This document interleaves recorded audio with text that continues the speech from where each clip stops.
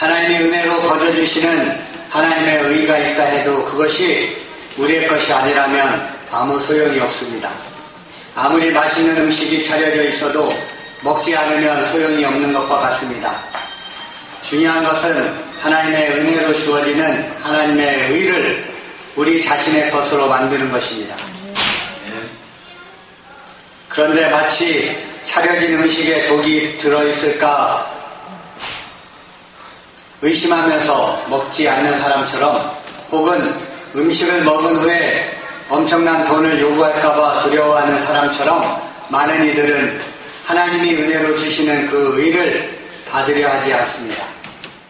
은혜로 주어진 하나님의 의를 우리의 것으로 만들기 위해서는 하나님께 손을 내밀어야 합니다. 손을 내미는 것이 바로 믿음입니다. 하나님의 의는 믿음의 손으로 받을 수 있습니다. 오직 믿음으로 하나님께 나아갈 때 하나님의 은혜, 구원을 받습니다. 예수 그리스도를 자신의 구세주로 믿는 믿음의 첫 단계는 자신이 흉악한 죄인인 것과 자기 자신 안에 구원받을 만한 이유가 없음을 인정하고 겸손하게 하나님 앞에 나아가는 것입니다.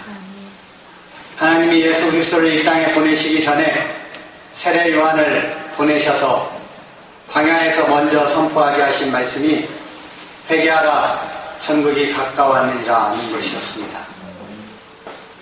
세례 요한은 회개하는 자에게 세례를 주시며 주님의 길을 예비했습니다. 죄를 극복하기 위한 가장 첫 번째 단계는 죄를 끊고자 하는 자신의 의지입니다. 상한 마음과 상처난 자존심을 가진 사람은 다른 사람의 죄를 지적하고 고발하는 것은 즐기면서도 자신의 죄를 직면하거나 인정하지 않으려고 부정하고 회피하는 반응을 보입니다. 죄를 인정하지 않고는 자유할 수 없습니다. 자신이 죄를 지닌 인간임을 인정하고 그리스도의 보혈로 씻음받지 않고는 온전한 구원을 이룰 수 없음을 깨달아야 합니다.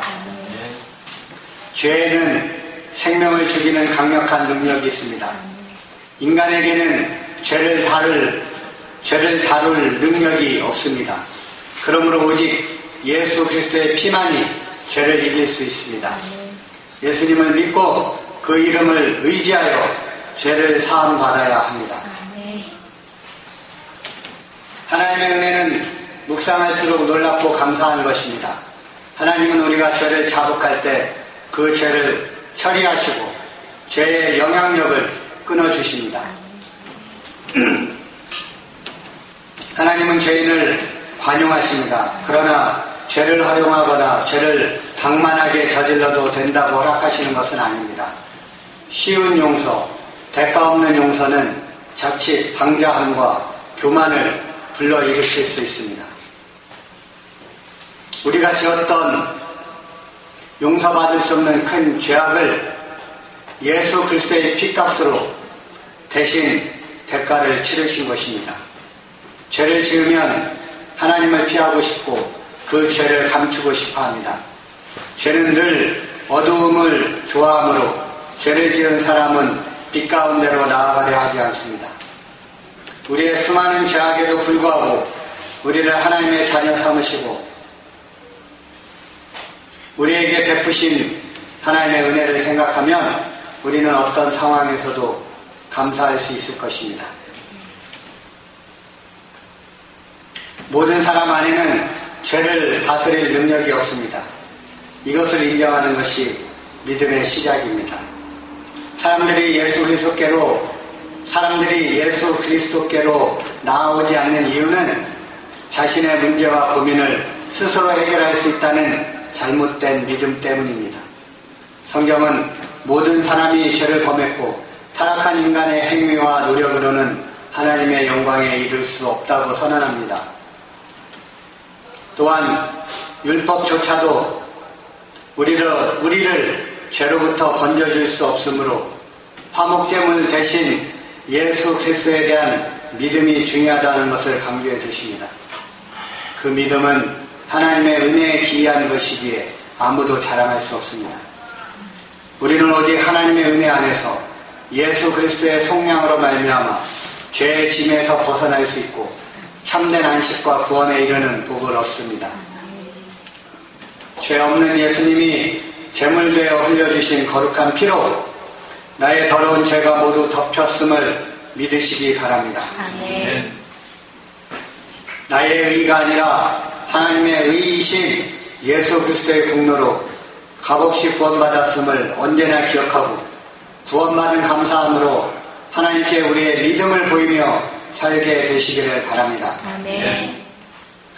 영적으로 아직도 어린 아이들은 자기들이 하나님을 위해서 무엇인가 많이 했다고 생각합니다. 그런데 잘 생각해보면 우리가 별로 해드린 것이 없습니다. 초등학교 운동회 때 부모의 손을 잡고 아이가 함께 뛰는 순서가 있습니다. 그렇게 부모의 손을 잡고 아이가 함께 뛰면 아이의 발은 공중에 있고 가끔 땅 바닥에 닿기만 합니다. 실제로는 아이의 손을 잡고 부모가 띄워주는 것입니다. 마찬가지로 우리는 그저 하나님을 위해 무엇인가 해드리려는 마음만 먹었을 뿐입니다. 그리고서 하려고 한 걸음 발을 떼었을 뿐입니다. 그러니까 사실은 하는 신용만 했을 뿐입니다. 그런데 하나님이 그런 우리의 마음과 우리의 한 걸음을 받으시고 나머지는 다 하나님께서 해주신 것입니다. 우리가 순종할 때 하나님께서 동행하십니다. 동역해 주십니다. 그래서 우리가 한 걸음 떼면 나머지는 하나님이 해주십니다. 그것을 동시작용, 동시발생이라고 합니다. 하나님의 말씀을 붙잡고 성령의 인도하심을 따라 하나님의 타이밍에 맞추어서 즉각적이고 자발적으로 순종하면 나머지는 다 알아서 해주시는 하나님의 동시작용을 경험하게 됩니다. 자기 소견대로 하지 않고 말씀과 성령을 따르는 순종의 묘미는 바로 이 동시작용에 있습니다. 순종하면 하나님의 역사, 하나님의 손길, 하나님이 주시는 기적을 체험하게 됩니다. 이렇게 사는 것이 은혜로 사는 것입니다. 구원을 은혜로 받았듯이 우리는 매일매일 하나님의 은혜를 경험하며 살게 됩니다. 은혜의 원리로 사는 것이고 은혜의 영성으로 살아가는 것입니다. 하나님의 손을 붙잡고 하나님과 함께 뛰는 것입니다. 우리는 하나님의 손을 붙잡고만 있으면 됩니다. 그리고 그 손도 오히려 하나님이 더 세게 잡고 계십니다. 하나님을 향하여 믿음의 손을 내밀고 믿음으로 의롭게 된 삶을 살게 되시기를 바랍니다. 하나님께서 우리를 위해 지금까지 해주신 것들, 지금도 해주고 계신 것들, 그리고 앞으로 해주실 것이 얼마나 큰가를 알면 우리가 하나님을 위해서 해드린다는 것이 얼마나 형편없고 작은 것인지를 알게 됩니다. 정말로 모든 것이 하나님의 은혜임을 고백할 수밖에 없음을 알게 됩니다. 그렇게 우리가 하나님의 말씀을 붙잡고 성령의 능력과 인도하심으로 순종할 때 우리는 하나님의 역사를 보게 됩니다. 그래서 우리는 모든 것이 다 하나님의 은혜임을 알게 됩니다. 은혜를 점점 더 깊이 알게 되시기를 바랍니다. 우리는 믿음으로 의롭게 되고 믿음으로 구원받은 자로서 한 걸음 더 나아가 구원의 기쁨을 다른 사람들에게 전해야 합니다. 우리만 무죄 판결 받은 자로 살고 있으면 안 됩니다. 다른 사람들에게도 전해져야 됩니다. 그것이 먼저 구원받은 자의 의무이자 특권입니다. 맛을 봤기 때문에 다른 사람들에게 소개해 줄 수 있는 것입니다.